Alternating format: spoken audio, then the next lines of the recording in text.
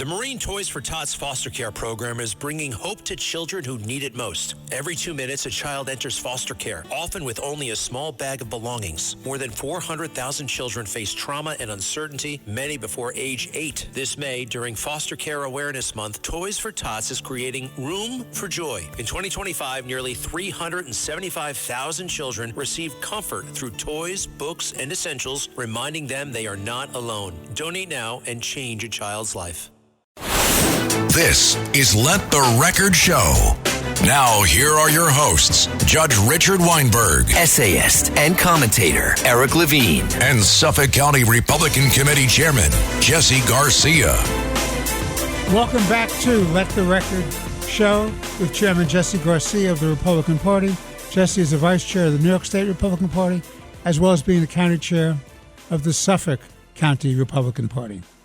With us is our co-host, noted attorney, commentator, and essayist Eric Levine, and I'm Judge Richard Weinberg.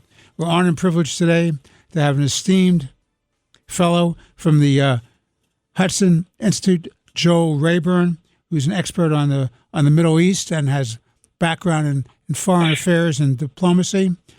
Eric, I turn Mr. Rayburn over to you. Joel, welcome to the show. Thank you for joining us. My pleasure. So what I'd like to do is to start with the hub of the problem in the Middle East, Iran, and then, time permitting, talk about a couple of spokes like Hezbollah in Lebanon, the Gulf Cooperation Council, and Hamas. So let's start with Iran.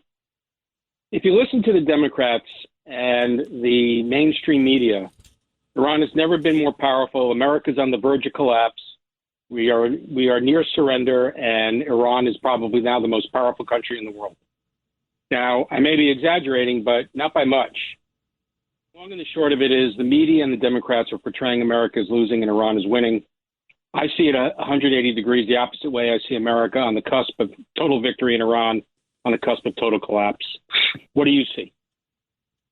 I see it similarly to the way you do, Eric.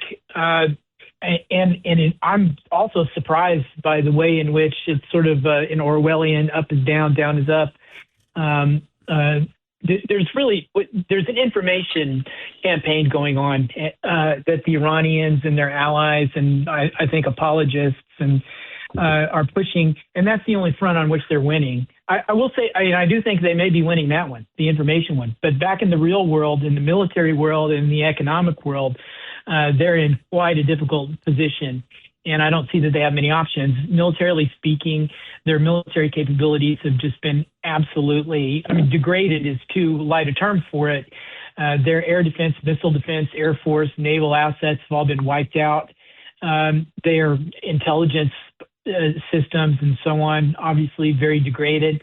And then economically, on the economic front, they were already in a state of near economic collapse before the war.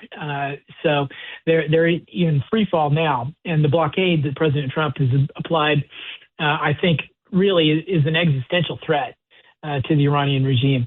So, if you recall, it was the economic collapse and just the disaffection broadly in Iran that was one of the impetuses to the January nationwide uprising against the regime.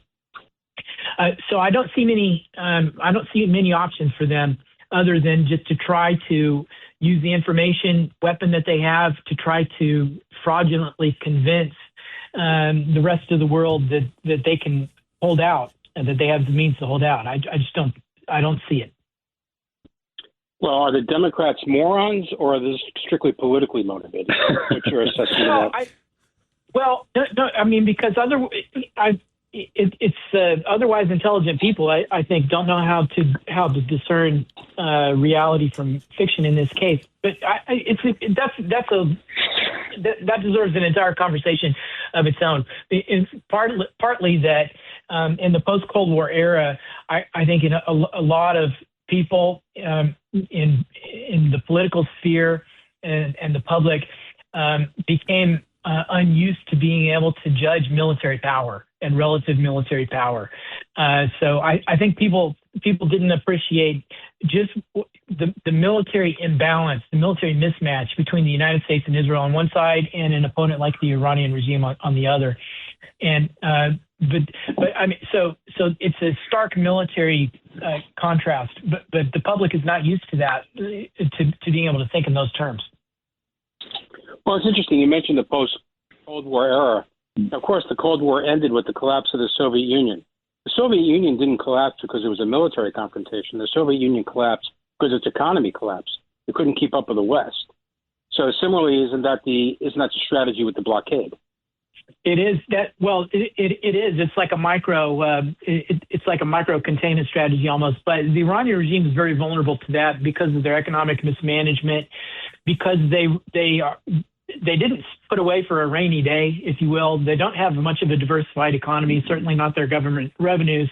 Their government revenue stream, the state revenue stream, is wholly dependent on their oil and gas revenues, and there's only one exit point for them to get out into the global market, and the U.S. Navy can block that, is blocking that, and then if they do manage to run the blockade, or if they had vessels exports that were already out of the Persian Gulf before the blockade, well, those can be blocked too, because the money that they would get from the sale of their oil and gas can't be repatriated if the U.S. Treasury is enforcing sanctions on those transactions. They can try to hide through cryptocurrency, but then Secretary Bessent just told us yesterday that there's been an effort to hunt down their crypto channels and to seize $500 million of them. That's a pretty good shot across the bow, or upwards of $500 million. So I just don't think, financially speaking, they really don't. I think they're really on the brink of a cliff. Well, do you think any more kinetic military action is necessary to push them over that cliff, or is the economic blockade sufficient? That will depend on the patience, I think, that the administration and the U.S. and our allies can have. I think definitely a blockade plus tight sanctions enforcement would lead to the financial collapse of the regime over time. How quickly could there be leakages? Could there be some sort of illicit bailouts from allies? Might they have means to string it out? That's what they're hoping. That's what the regime is hoping to find, and what the Treasury and others are hoping to hunt down and block. So that is the question. Now, if given enough time, I think in a matter of several weeks, a couple months, they would probably get to the point where they couldn't continue. I felt they were close to that in late 2020 when we had the maximum pressure sanctions during the first Trump administration. They really got to the point where they were essentially out of foreign currency reserves. They were going to have to essentially collapse their currency, no longer be able to finance foreign exchange. They wouldn't be able to pay for any imports, and their economy would grind to a halt back then. That's what they were facing. And then the Biden administration came in and relieved the pressure, unfortunately. That was the story of what happened in 2020, 2021. So I think we're at a similar point now, but I think the Iranians are weaker this time around. So they don't have many options. Okay, that's a long way of saying, yes, it's possible, I think, without further military action, but it just depends on how much patience we can have for that. And it depends on if the Iranians at some point are going to lash out militarily in response to this economic blockade, which they have done in the past. Yeah, I don't think the American people fully appreciate that the reason we're in this situation is because of Barack Obama's nuclear deal and because Joe Biden's bailout in 2021, as you point out. Without those two actions, Iran is a basket case. Yeah, I think that's right. The Iran nuclear agreement was fatally flawed because, number one, just the concept that instead of deterring the Iranians from essentially having a nuclear program and all the other aspects of their behavior, that we would essentially incentivize or pay them not to opt not to do that. Well, they were going to opt to do it at some point. The second fatal flaw was that there were sunsets to all the restrictions. So over a course of 10 to 15 years, the restrictions were going to be lifted, and then they would be free to enrich uranium to whatever level they wanted, and not be subject to international sanctions. And then the third fatal flaw was that it gave them sanctions relief, and it was a commitment by the United States and Europe not to sanction their central bank, their oil company, and other elements of their core revenue generation, only if they agreed not to enrich uranium past a certain point. But it didn't say anything about whether they're going to sponsor terror or launch ballistic missiles at the United States or others, and ship drones to places like Ukraine or to Hezbollah and so on, or the Houthis. So those three things made it so that in the end, the Iran nuclear agreement collapsed of its own weight. It was just unworkable. I think people don't really realize that. See, to me, the greatest barometer of whether the United States is winning and Iran is losing is what are the actors in the regions doing? Mm-hmm. And the two best examples, I think, is Lebanon, who have entered into significant and real peace negotiations with Israel with the hopes of neutering Hezbollah, and the UAE's withdrawal from OPEC and their snubbing, although they attended the GCC, the Gulf Cooperation Council's recent meeting.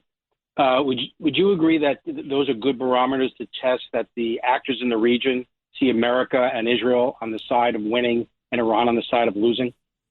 I'm with you on your observation about the UAE and, frankly, other Gulf partners. The way in which they've gone from trying to basically hedge with the Iranian regime, in other words, to have a cordial relationship with the Iranian regime so as to stave off Iranian attack. The way that collapsed because the Iranian regime lashed out at them anyway, especially the UAE. And lashed out at the UAE even more harshly than they did against Israel. So that reorienting of the Gulf, I think, geopolitically, is a huge barometer. As you say, with Lebanon, I think the jury's still out. It's for sure the non-Hezbollah aligned blocs want to end the Hezbollah problem once and for all politically, get past it, and yes, have shown an unprecedented willingness to come to the table with the Israelis directly. But the Iranians are doubling down. They're attempting to double down in Lebanon by having Hezbollah just be as recalcitrant as possible and essentially daring the rest of the Lebanese to essentially go to a civil war. The Hezbollah with Iranian backing is basically in response to just really not that controversial political initiatives inside Lebanon, is threatening essentially assassination of other political leaders and a return to civil war. So as I say, I think the jury's still out there. All right, let's Jesse, your turn for Mr. Rayburn. Mr. Rayburn, thanks for joining us. I truly appreciate it. I know we all appreciate it, so our listeners. And I also want to thank you for your 26 years of service as a U.S. Army officer and, of course, your continued service in public service. I just have maybe two or three quick questions. Number one is, who do you believe right now, based on your experience in the area, is in charge right now in Iran? Is it the military commanders? Is it the new head of the mullahs and such? Who's in charge right now that is really basically has the influence in that country as we go forward? That's a great question, Jesse. And I think the answer is no one really knows for sure. Mm-hmm. And I think the Iranians don't really know. And they're actually jostling there are different factions that are jostling with one another right now. Of those factions, so the Revolutionary Guards, the IRGC, they're also divided in some factions. But it seems like the faction that is, I would say, headed by a real hardliner like Ahmed Vahidi, who's the new commander of the Revolutionary Guards. I mean, this guy is the hardest of the hardliners. So I think he's probably the first among equals in the decision, let's say the decision-making tier of that regime, of the remnants of that regime right now. But for sure, there are other factions that probably would be more inclined to cave to American pressure than the Wahidi faction. At least that's the way I think, we're reading it from the outside without access to intelligence or inside information. But Mujtaba Khamenei, the new supreme leader, seems to be kind of supreme leader only in name. It's not even clear what his actual health and physical condition is. Is he awake? Is he cognizant? We hear rumors that he's disfigured, that he's undergoing plastic surgeries, that he's lost a leg, and so on. So that doesn't sound like a guy who's in shape to be vibrantly leading a regime that's at war. And then also, Jesse, there's another part of the Iranian regime which has to actually, administer the state, try to manage the economy and so on. And they seem to have a very different set of near-term objectives than maybe the Revolutionary Guards do. That's President Pezeshkian. Probably Foreign Minister Arakchi is with that group. I think the Speaker of Parliament, Mohammad Bakr Kalibaf, who's a former Revolutionary Guards general, but he's turned politician, I think he has a foot probably in both camps. So I think, and I'm sure there are other factions even outside those, like the former President Ahmadinejad and some others that probably are weighing in from outside that system, and it's a bit of a mess, which I think is what President Trump is, why he comments on it to that effect from time to time. Mr. Rayburn, I'm sorry. Go ahead. Mr. Rayburn, I want to ask you this. It's 47 years since Carter made the mistake of letting the first Ayatollah leave Paris and go back to Iran and undercut the regime of the Shah. It's 47 years they've been screaming death to America, death to Israel. It's 47 years since they've been setting up the terrorist networks and their ring of fire. It's 47 years where they've been putting out assassination contracts against our governmental and political leaders and try to carry that on, indeed, on our shores. It's 47 years where everybody said, well, we have to search out and find the moderates, the so-called moderates, who we can cut a deal with. They're reasonable people. They don't want war. They're not driven by a mentality, a hegemonic mentality. They're not driven by a death cult mentality. They're not driven by the fact that they think that when they die, they're martyrs and they get all these virgins in heaven. These are perfectly Western-oriented people. They just want a deal, just a question of fine-tuning the deal to make them happy. Now, I'm very skeptical about that because I believe that the only way you're going to have safety for the world civilization, first in the Middle East and then Europe and then back here in the United States, is we have to have real regime change. So when President Trump says, well, there's already been regime change, I think he's kidding himself. You just replace one group of tyrants with people who may be even more extreme, the crazies in the Revolutionary Guard. What are your thoughts? Yeah, I tend to think that the current regime is unreformable. And you are right. There's been a long debate over, well, the hardliners versus moderates, or what they call themselves in Tehran. And there are different sides in Tehran and in Iranian politics. One side calls themselves, or is referred to as the reformists. Those, I guess, are the moderates. And then the other side refers to themselves as principalists. Those are the hardliners who remain dedicated to what they see as the principles of the Islamic Revolution of 1979. But the difference between them is they're all the way at say the far right end of the political spectrum, and they're arguing over nuances that don't really matter to the United States. As the Iran expert Kareem Sajadpour here in D.C. put it one time, where the principalists or hardliners want to chant death to America, but the reformists are willing to modify that to near fatal injury to America. So I think that neither one is really a sustainable policy that the United States can engage in. Now, I think, of course, President Trump, I think just by him saying that there's new leadership that the United States can deal with, that actually causes a dilemma and has probably shaken up. It introduces the question into the Iranian regime elite that they will have trouble answering, and also makes them all wonder, well, which one of you is talking President Trump. Is it him? Is it him? Is it him? And keeps them guessing. So I actually think it's a pretty good information. So you think it's a mind game that they're playing? It's I have a feeling that's it. Yeah, I have a feeling that's it, because I think, you're right, 47 years. Well, for almost all of those 47 years, President Trump has been on record about what he thinks about the regime. It's one of the things he's been most consistently talking about alongside, U.S. trade relationships. So his attitude, I think, is pretty well known at this point. Well, Mr. Rayburn, on behalf of Chairman Garcia, Eric Levine, and myself, we want to thank you for being on Let the Record Show today.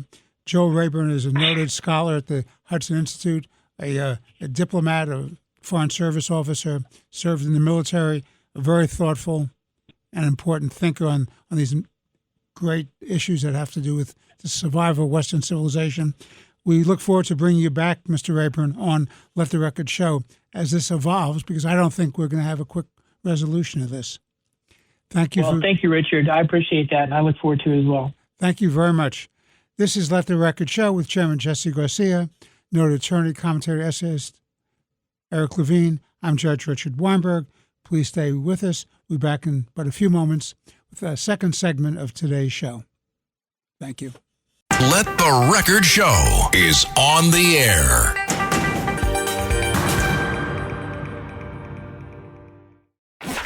Oh, it's out of here. Home run Ferry Hawks. Get ready, Staten Island. It's time to celebrate 5 years of Ferry Hawks baseball.